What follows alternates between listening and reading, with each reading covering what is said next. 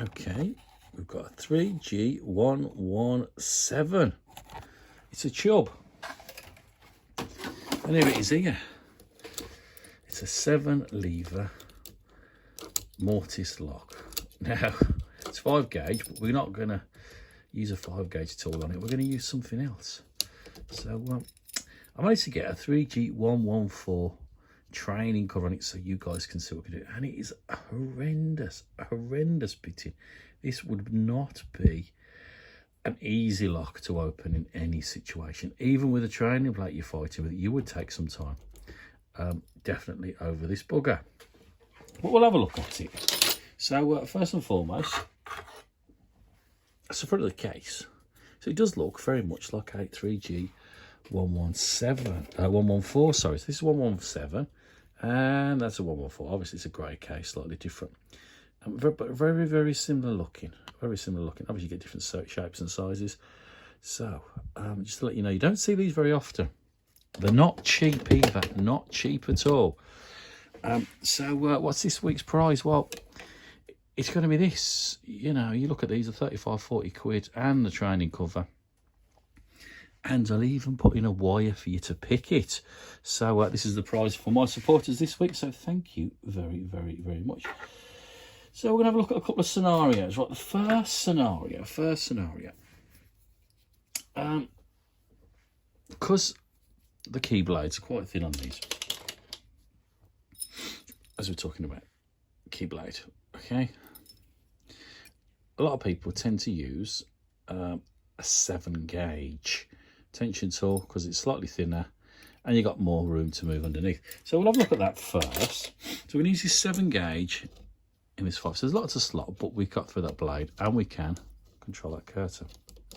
If we was to use a 5 gauge, it tends to be a little more chunkier. You can get obviously the tip's chunkier because it's designed for fatter bladed locks, so like forges and stuff, because you want to try and get your tips to be as snug in that actual, and we'll find one. Have I got underneath here? Oh, there's fortress. So you want to try and get your tips as nice and snug in there. So you got a bit more. See the control? Yeah. If this was a 2mm pin, you wouldn't have that control. You'd have more slop. So that's what we're trying to do. Just trying to let you know that. So that's all the way through there. You need them right on the back as well, like I spoke about. So you get, see that control? That's why I designed this to be a bit chunky like that, so I can do those slightly tiny little movements on and off, on and off, on and off as I go through it, so we can get the binding order to work. Okay, so 5 gauge. As it would go in there, the tip won't, and if you thin the tip down, it'll be sloppy and everything else. So you've got, excuse me, to weigh up the odds of what you want to try and get out of your tool. There's no wonder tool for anything, but you try and mix and match things, you can try and get things to work for you. So 7 gauge and a 5 gauge lock. So the blade's thinner, so we can get it in. It should be slightly lower in there as well. So we're going to try this technique first. And I'll try, let's have a look. I'll try the 1.57 wire now. Other thing you got to think about is the case is not much wider than a normal mortise lock, but it's got 2 extra levers in it. So there's a good chance if you wire what you normally pick a 5-lever lock, as close enough, so I'm using 1.57, which is quite, and slim down. You might get it, you might start catching the lever next to it on certain wires that you've got. So we'll have a look at that first. So let's drop it in. We'll lie around. As we can see, we can only get to about, let me get that a bit closer for you. We can only get to about the second or third one in. Now they start to be really low. So you get the low, we can start to angle them around a bit. But you can, there's that one. We're lucky we can still individually, that one's individual. That one's individual. You don't want to be picking 2 at a time, that's what I'm trying to say. So you can't, well, you might think about having a a different wire for something with more levers in the pack. That's what I'm trying to say. Sometimes you've got more sometimes you've not. So the first one, okay, that's just staying there. As you can see, no binding at all. Even though I've got tension on there.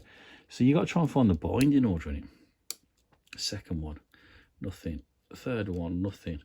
I need to sort of start corkscrewing a bit to try and get onto the fourth. And they are really low there. Nothing. Right to the back. I'm on about the fifth. I've still got sixth and seventh to go and find here. Let's see how low it is. I can't quite get it even getting it tight in. And what's going to happen if you keep pushing like this? And like, I can see it pop then. I've got one then. Luckily I've got one. And then I can't try and get the one behind it. Oh, right, I pushed it. One behind it. And then now look. It's trapped you, it's dropped back down. You can't come back. You have to give it a right pull. There's a good chance you could lose everything. So we'll have a little look. And I think one of these is too high already, but and I can see. So imagine if you can't see what you're doing, you got a door in your way, you're gonna have a right old game, and yeah, let's give it a push. It's that trying to get to that seventh lever. It's a right little. So this technique is going to be a very painful technique to go through because of those really low levers. So if there wasn't so low, you'd have a better chance to get through, but you can't. So we're going to try something else. So there's that technique. That didn't work very well. The next technique, God bless GJ, one of his pre-lifters obviously designed these for the Fortress, but they do fit other things. You need to check out, mix and match. Don't always think of what it says on the label is what it always used for. Locks are very similar. So lucky enough, we can lift, not everything. I can't get all 7 levers, but I can lift the ones at the back up, and they're the ones that's giving me the problem. So we're going to give that a go. We're going to give that a go. And also I'm going to think we change round. We're going to try a different size wire. I've dropped it down a little bit. This is not 1.57 anymore. This is actually 1.5. It's 0.7 difference. Doesn't seem a lot, but we'll have a look. Right, let's have a wiggle around. Here's a bit of a faff trying to get pre-lifters to go all the way around. But you have to sort of find your space, and here you go. We're in. So first of all, let's get this all nice and level. So now we've got. Yeah, I'm the 6, so there's just a 7. I've got to do a little bit of a push. We can try and get 7 on the go. So we can get front to back almost, see? She's tight. What we could do is, yeah. So we're going to have a little explore, a little bounce about. I know this seems quite a long video, but it is a very, very difficult lock, I must admit it is. So we're going to have now looking for binding order. Oh, one of the front's a bit tight there. Second, see they're still bouncing. They're a bit tight on the third. We got to find one.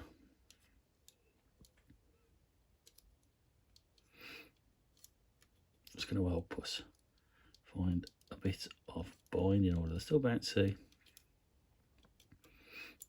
Oh, there's one there. See that one on the third one? It's held up. So we might start to be able to move about. And we dropped it down. We touched that one. It's still dropping on and off. Oh, my stomach's gurgling. Sorry. I just had my tea.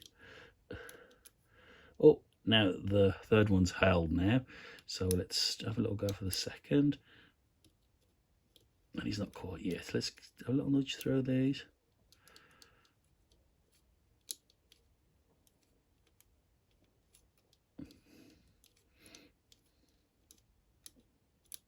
And we're slowly. So he's getting up there.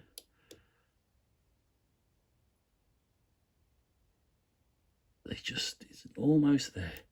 So the second one is a little bit more of a convincing. And he's almost there. There's a tiny one out slightly. Oh, if it click there. Watch your pressure now. This is where that trap's designed on number 2. I'm going to have a little nudges. coming. One is just slightly out. Watch me pressure on the second one. Put it back on. And there she goes.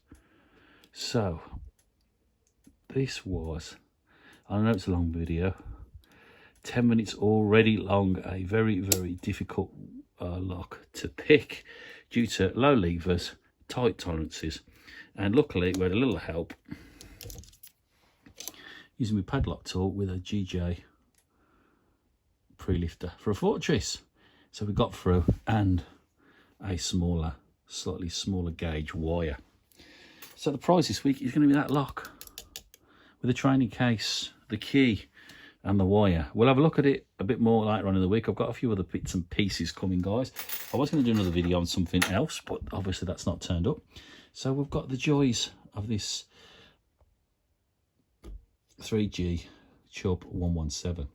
7 levers, and we'll strip it and we'll have a look at it in a bit more detail. So guys, stay safe, stay well, and above all, remember, think outside the box. Try and use different techniques and different tools, and have a look at things, explore things, and see what you can do to try and make that life a little bit easier. So like a standard tension tool, you would have struggled, but a pre-lifter did help me out this actual instance, but it won't always, because it won't always fit. So if you got it in your arsenal, give it a go. Anyway guys, see you soon. Ta-da!